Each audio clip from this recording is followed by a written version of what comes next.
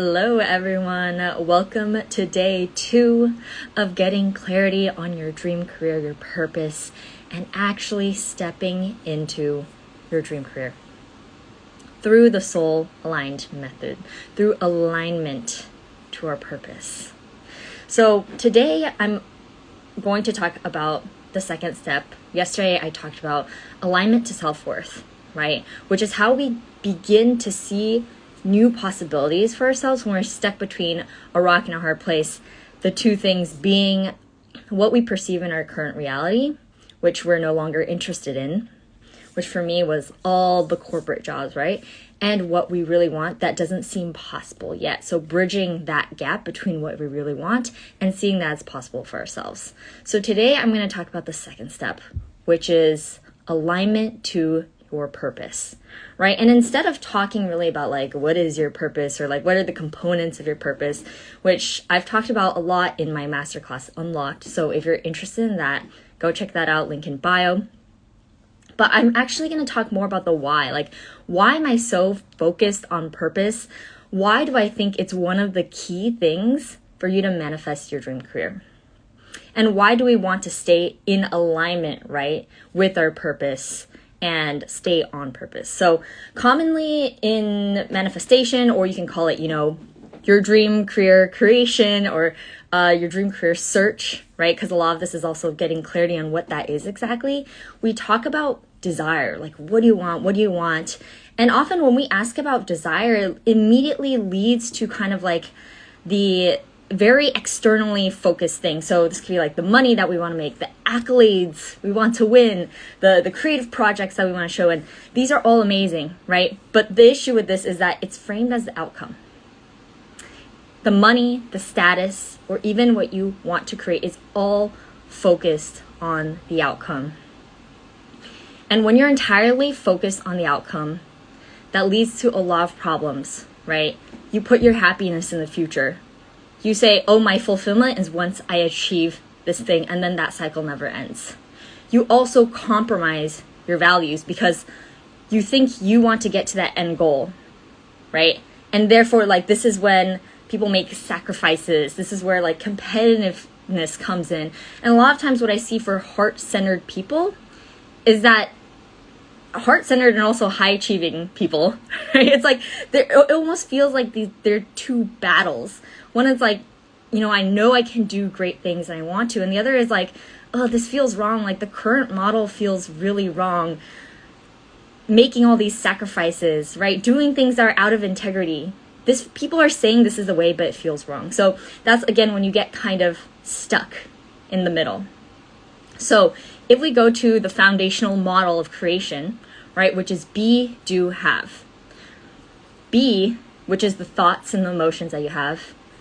Do, which from those thoughts and emotions, you take certain actions and you make certain decisions. And from those decisions, then you have, right? Then you create the experiences that are your life experience, that are like what we would call like the dream career.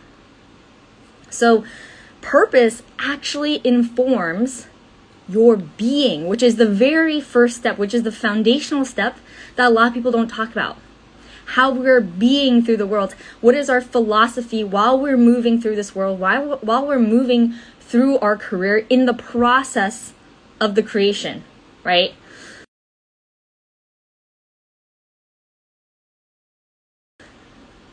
Which is the first step.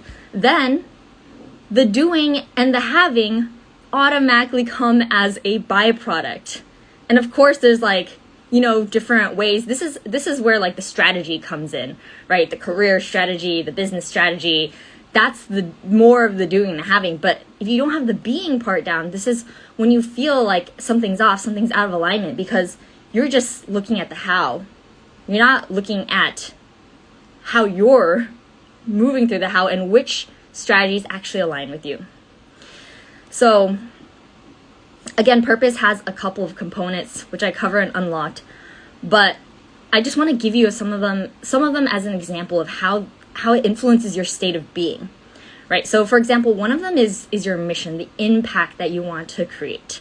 So for example, my mission is to teach people the process of personal transformation. It's to teach people how their inner reality creates their outer reality. And why? It's because learning that myself has literally changed my life, right? So that's the impact that I want to make, and very specifically how I want to make that impact, which is what I do now directly. But before I got really clear on this, I was kind of wandering out throughout the world, like trying all kinds of things because I knew I wanted to make impact, but I didn't think that was important about the how. You know, I was doing projects in helping the environment and in education, right? And those always felt like, you know, like I was doing something meaningful, but it felt hard. Like it felt like I was pushing through it. And I didn't know why before I discovered what the impact that I wanted to make was. So do you see how me knowing my mission informs how I move through the world, right? Informs how I want to be. Now we can even go one step further of like, okay, if I want to be someone who teaches the process of personal transformation, of inner to outer transformation, then I need to be someone who actually does this process, embodies this process themselves, right? So then that informs like, okay, am I observing my thoughts and emotions? Am I doing the work, right? Whatever it may be. For me, it's meditation. Am I doing the work to actually change my inner state? To transform my outer state?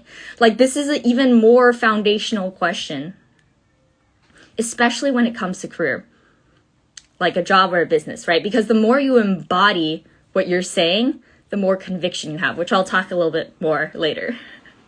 So when my actions actually match this state of being that, you know, I've kind of defined with my purpose, right? That's guided by my purpose. Then I start to actually manifest. And it comes from this place of not neediness, because actually what I'm focusing on is who I need to be. And my entire focus is actually there. And that's why you see people, you know, commonly in the spiritual manifestation world and even beyond that, right? It's like, you know, everyone knows what they want. It's like, everyone wants to be happy, wealthy, like do what they love, etc. But then you're not focusing on the first two steps, especially the first one, which is your state of being. So another one is like, another aspect of purpose, right, is values. So one of my values is freedom, especially adventure. Now, what do you think of when you think of an adventurous person? They're bold, they're brave, they take risks, right? They kind of go out and do really fun and crazy things. And I don't necessarily mean like jump off a cliff, but if you're seeking adventure and freedom, you have to go against the grain. Like, it's not something that normally you look at someone and you're like, oh, they feel really free, right? Because it's a difficult thing to do. It takes courage. So now it's like knowing my value of freedom. Again, I'm informed about what kind of person I need to be. A courageous person, right? Someone who actually goes out and does things that people would not usually do. Someone who'd adventure somewhere that's not a common place that you'd go out and adventure. So see how I'm tying all these sort of like aspects of purpose back to your state of being rather than the outcome? Because look, your dream career is like your legacy work, right? It's something long-term. It's something I want you to be able to see and like, yeah, that's something I want to be focusing like on a 10-year scale, because that's how epic it's going to be. And the only way for you to consistently focus on that and consistently take action on that is if you actually feel good during the process. It actually aligns to your own inner compass, right? So by focusing on alignment with your purpose, we are building a strong ass foundation that is resilient to change, conflict, and the unknown, which are the things that's going to stop you, right? These are the things that's going to stop you. And if you get in alignment with your focus or with your purpose, if you're in integrity with things like your values, your mission, your impact, right? Your own gifts. Then it's like you can navigate anything because you have that foundation. You know yourself. And going back to what I was saying about conviction, when you know yourself, you have the conviction to then convey that to others, which would, when we think about career, right, job or business, during an interview, when you're selling or when you're marketing, people can feel your conviction.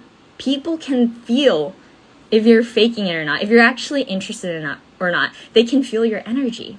So the more you know yourself and you have this conviction and you're doing things the way that you want to, and you're in love with your process, people can feel that, and then they're magnetized to you. Then the doing and the having become way easier. So alignment to purpose is foundational for anyone